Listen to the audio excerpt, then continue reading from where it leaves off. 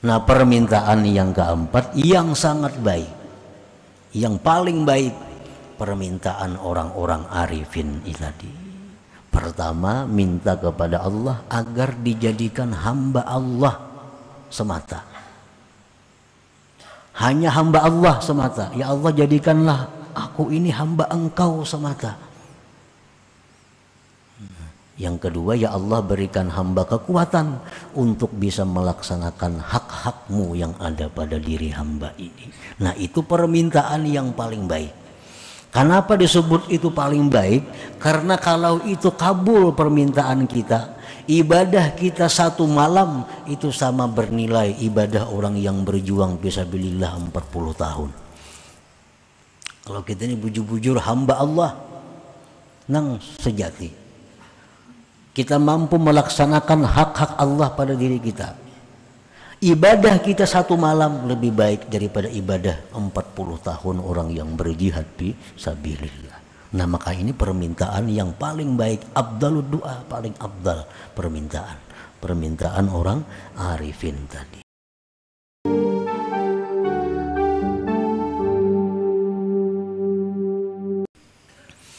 Nah, para muhibbin rahimakumullah, benar-benar menjadi hamba Allah itu yang pertama mereka minta. Abdullahi haqqa, hamba Allah yang sebenarnya. Bukan menjadi hambanya kedudukan, bukan menjadi hambanya harta, bukan menjadi hambanya manusia, tetapi menjadi hamba Allah yang sebenarnya. Itu yang pertama yang mereka minta kepada Allah Ta'ala. Nah, orang yang demikian itu apabila sudah benar-benar menjadi hamba Allah, maka dia hanya patuh, dia hanya taat kepada Allah. Dia hanya patuh, dia hanya taat kepada Allah. Itu orang yang benar-benar menjadi hamba Allah itu. Boleh dia taat kepada manusia asal dapat restu Allah. Boleh dia taat kepada atasannya asalkan mendapat restu dari Allah. Jadi segala sesuatu sangat tergantung kepada Allah Ta'ala. Inilah orang-orang yang bujur-bujur benar-benar hamba Allah. Nah, itu yang mereka minta, menjadi hamba Allah yang sebenarnya. Dia bisa taat kepada kawannya, bisa taat kepada suaminya, bisa taat kepada istrinya, bisa taat kepada orang tuanya, bisa taat kepada atasannya, syaratnya direstui oleh Allah. Siapapun yang memerintahkan dia, kalau tidak dapat restu dari Allah, maka dia tidak mau taat kepada orang itu. Bagaimanapun ancaman yang dia terima, kalau dia tidak taat, dia tidak akan taat kalau tidak direstui oleh Allah Subhanahu wa Ta'ala. Nah, itu maksudnya bujur-bujur menjadi hamba Allah Ta'ala. Lain hamba makhluk. Kalau orang hamba makhluk itu ini kada peduli Allah. Bila disuruh makhluk ini taat nang Allah nang katuju kanang kadaka. Bila kehendak dirinya ada orang yang jadi hamba nafsunya. Jadi hamba nafsunya. Bila nafsunya hendak ini, nah laksanakan, kada menunggu restu Allah. Apakah Allah setuju atau kada kalau ini dilaksanakan? Nah, ini orang yang bukan hamba Allah sebenarnya. Nah, hamba Allah sebenarnya itu adalah orang yang hanya satu-satunya ditaati adalah Allah Subhanahu wa Ta'ala. Nah, itu yang mereka minta kepada Allah. Orang arifin mereka minta kepada Allah agar benar-benar menjadi hambanya Allah. Yang kedua yang mereka minta kepada Allah, wal qiyam bihaqqi huquqir rububiyah. Mampu melaksanakan hak-hak Tuhan yang ada pada dirinya. Apa hak Tuhan yang ada pada diri kita yang mesti kita laksanakan? Satu, Tuhan itu, Allah Ta'ala itu berhak pertama dicintai. Itu ada hak Allah pada diri kita agar kita ini cinta kepada Allah. Nah, bila mana kita mampu cinta kepada Allah, berarti kita sudah melaksanakan satu hak Allah yang ada pada diri kita. Kenapa Allah itu mesti dicintai? Kenapa Allah mesti dicintai?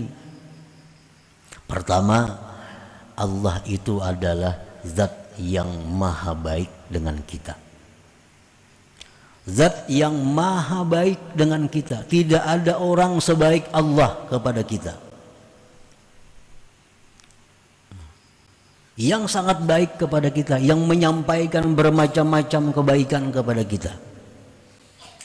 Rasulullah SAW bersabda, jubilatil qulub ala hubbi man ahsana ilaiha. Tabiat hati manusia itu cinta kepada orang yang berbuat baik kepadanya. Yang paling baik kepada kita adalah Allah Subhanahu wa Ta'ala. Nah, jadi bila mana kita ini mencintai Allah, maka kita sudah menunaikan satu hak Allah yang ada pada diri kita. Apalagi hak Allah yang mesti kita tunaikan, Allah itu mesti dimalui. Allah Ta'ala itu mesti dimalui. Kenapa Allah mesti dimalui? Karena Allah selalu melihat keadaan kita. Allah tahu cacat aib kita. Allah mendengar, melihat, mengetahui apa-apa yang terjadi pada kita. Mesti malu dengan Allah. Nah, jadi hak Allah dalam diri kita ini adalah Allah tuh mesti dimalui. Hak Allah lagi pada diri kita adalah mesti Allah Ta'ala itu dibesarkan, diagungkan karena Dia Maha Agung. Itu contoh-contoh hak Allah yang ada pada diri kita yang mesti kita laksanakan. Orang yang tidak malu dengan Allah berarti tidak melaksanakan hak Allah pada dirinya. Nah, orang-orang arifin, orang-orang yang ma'rifat dengan Allah, mereka minta kepada Allah itu bisa melaksanakan hak-hak Allah yang ada pada dirinya itu. Nah, para muhibbin rahimakumullah, permintaan orang arifin ini merupakan paling baik permintaan.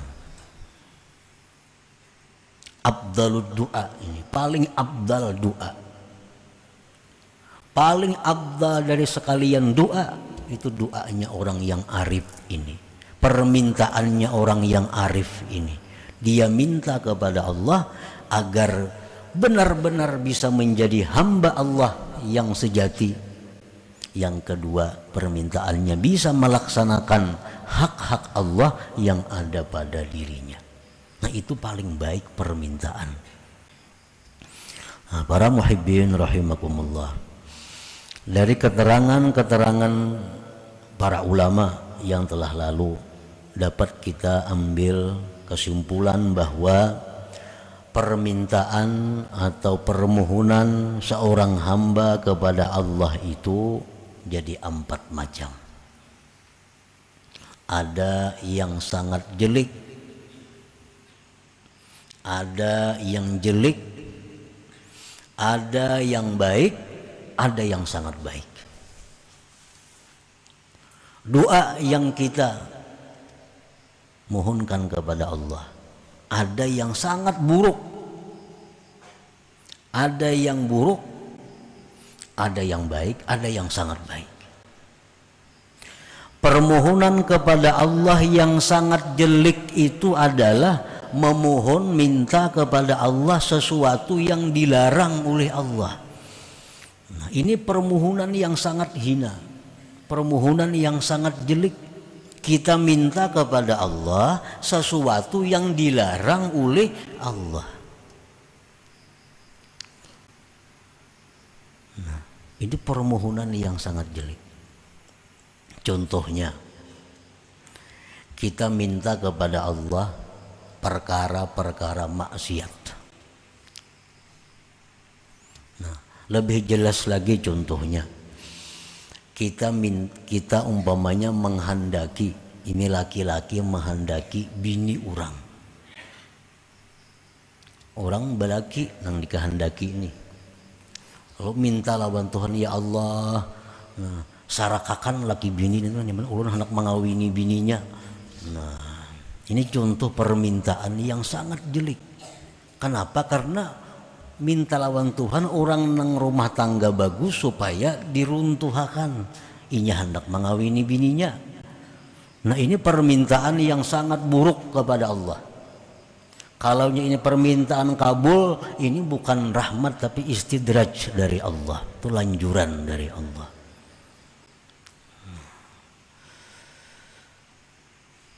Allah melarang kita merusak orang suami istri, itu kan? Ini berdoa lawan Tuhan, minta rusak, minta hancurkan, nah, meminta sesuatu yang dilarang oleh Allah.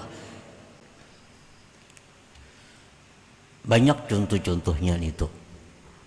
Pokoknya sesuatu yang dilarang oleh Allah jangan diminta lawan Allah, karena itu sejahat-jahat permohonan, sejahat-jahat doa.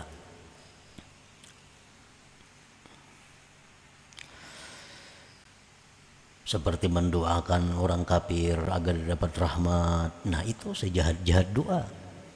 Orang kafir itu kalau dapat rahmat sudah dijelaskan oleh Allah, orang kafir itu dapat laknat. Nah, kita mendoakan inya. Allah sudah menjelaskan orang kafir itu kada selamat, ini doakan selamat, itu sejahat-jahat doa. Karena berdoa meminta lawan nang dilarang oleh Allah. Yang kedua, permohonan yang jelek. Nah, permohonan yang jelek ini tak inting sedikit pelenang tadi. Permohonan yang jelek ini meminta kepada Allah sesuatu yang tidak disuruh Allah memintanya. Nah, minta kepada Allah sesuatu yang mana Allah kadada menyuruh kita minta itu. Contohnya minta sugih. Ya Allah, jadikanlah hamba orang sugih. Ya Allah, jadikanlah anak hamba ini orang kaya raya. Ya Allah, jadikanlah anak hamba ini kena jadi gubernur umpamanya. Ini permintaan yang jelek, permintaan yang jahat. Kenapa disebut permintaan jahat? Karena Allah kadada menyuruh kita ini jadi orang sugih, kadada sugih harta. Allah kadada menyuruh supaya kita ini jadi kepala daerah, kadada. Kita minta itu, nah, itu permohonan yang sangat jelek. Kenapa lagi anak berdagang turun mulai, ya Allah mudahan hari ini payu berdagang, itu permintaan yang jelek. Allah kadada nyuruh minta supaya payu tuh kadada. Nang disuruh Allah kita minta rezeki yang halal, yang luas, yang membawa kepada ibadah. Nah, itu disuruh. Mungkin kita berdagang berdoa, ya Allah mudahan hari ini dapat rezeki yang halal, yang luas, yang membawa kepada ibadah. Nah, itu permintaan kan yang bagus itu. Kalau mudahan hari ini payu berdagang, itu permintaan yang kada bagus ngarannya. Permintaan yang jelek lawan Tuhan, karena Tuhan kada menyuruh itu. Nah, yang ketiga, permintaan yang baik. Seperti dalam hikmah yang terdahulu, hikmah ke-73, rasanya khairu ma tatlubuhu minhu ma huwa talibuhu minka. Nah, minta kepada Allah sesuatu yang memang disuruh Allah kita minta. Nah, itu bagus. Kita minta lawan Allah masuk surga, memang Allah nyuruh kita masuk surga. Ya Allah, janganlah kami masuk neraka. Memang Allah melarang, mencegah kita jangan masuk neraka. Ya Allah, berilah hamba ini ilmu yang bermanfaat. Memang Allah menyuruh kita jadi orang alim. Ya Allah, ampunilah dosa-dosa hamba. Memang Allah menyuruh kita supaya tobat dari dosa. Nah, minta seperti itu lawan Allah, baik itu. Itu baik karena Allah menyuruh minta itu. Nah, permintaan yang keempat yang sangat baik, yang paling baik, permintaan orang-orang arifin tadi. Pertama, minta kepada Allah agar dijadikan hamba Allah semata. Hanya hamba Allah semata. Ya Allah, jadikanlah aku ini hamba Engkau semata. Yang kedua, ya Allah, berikan hamba kekuatan untuk bisa melaksanakan hak-hakmu yang ada pada diri hamba ini. Nah, itu permintaan yang paling baik. Kenapa disebut itu paling baik? Karena kalau itu kabul permintaan kita, ibadah kita 1 malam itu sama bernilai ibadah orang yang berjuang fisabilillah 40 tahun. Kalau kita ini bujur-bujur hamba Allah nang sejati, kita mampu melaksanakan hak-hak Allah pada diri kita, ibadah kita 1 malam lebih baik daripada ibadah 40 tahun orang yang berjihad fi sabilillah. Nah, maka ini permintaan yang paling baik, afdalud doa, paling afdal permintaan orang arifin tadi. Nah, para muhibbin rahimakumullah, as-sidqu fil ubudiyyah a'la minal ikhlas fil ibadah. As-sidqu fil ubudiyyah, orang yang benar-benar menjadi hamba Allah, itu kedudukannya lebih tinggi daripada ikhlas, daripada orang yang ikhlas beribadah. Orang yang benar-benar menjadi hamba Allah, tidak hamba yang lain, orang ini lebih tinggi daripada orang yang ikhlas beribadah. Fakullu sidqin ikhlas wa laisa kullu ikhlas sidqun. Tiap-tiap sidik itu pasti ikhlas, dan belum tentu orang ikhlas itu orang yang sidik.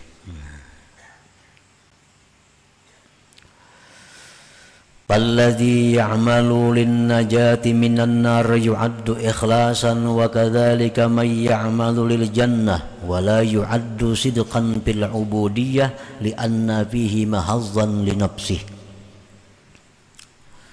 Orang yang beramal sembahyang, puasa supaya terhindar dari api neraka. Nah, orang ini disebut ikhlas. Itu ikhlas. Orang yang beramal beribadah dengan harapan supaya ke surga, itu disebut ikhlas. Tapi tidak bisa disebut sidik. Nah, tidak bisa disebut benar dalam kehambaannya. Kenapa sebabnya? Karena orang yang beramal takut dengan neraka atau beramal mengharap surga itu ada kepentingan dirinya. Ada kepentingan diri.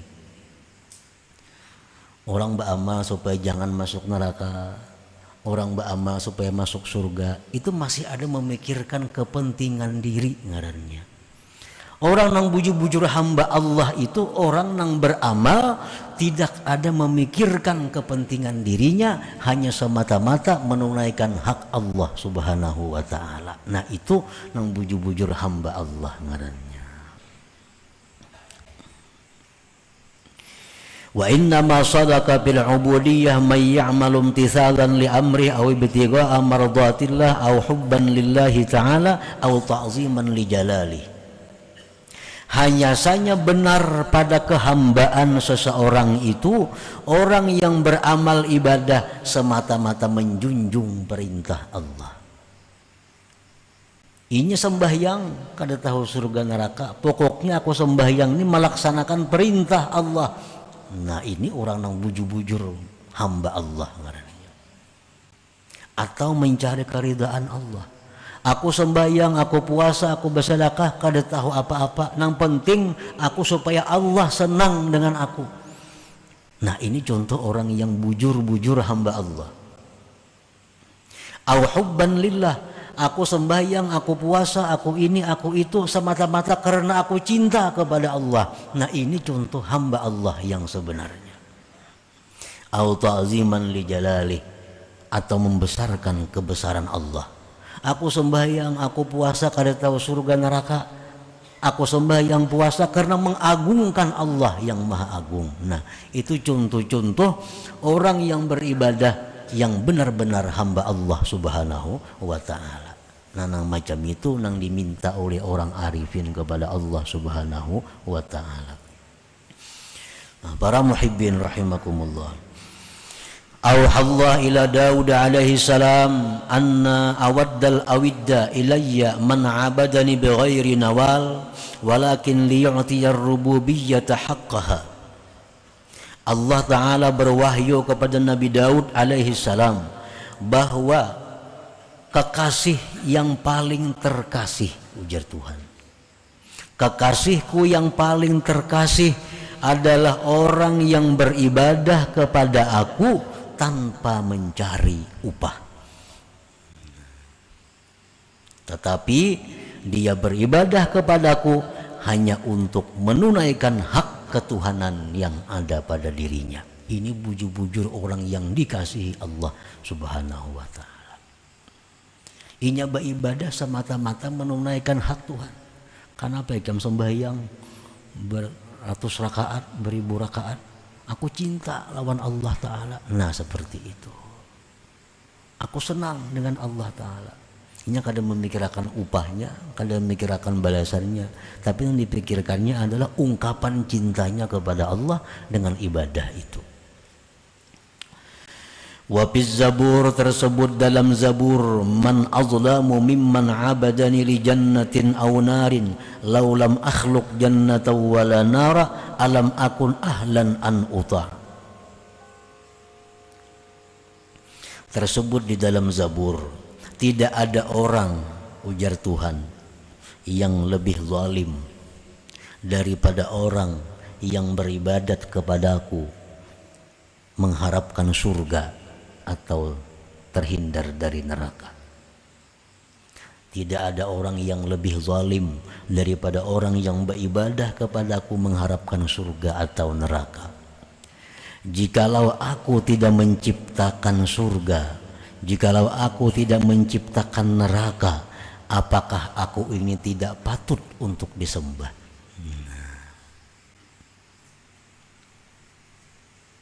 Jadi Allah subhanahu wa ta'ala menyebut bahwa orang yang beribadah mengharapkan surga itu dianggap Allah sebagai orang yang zalim.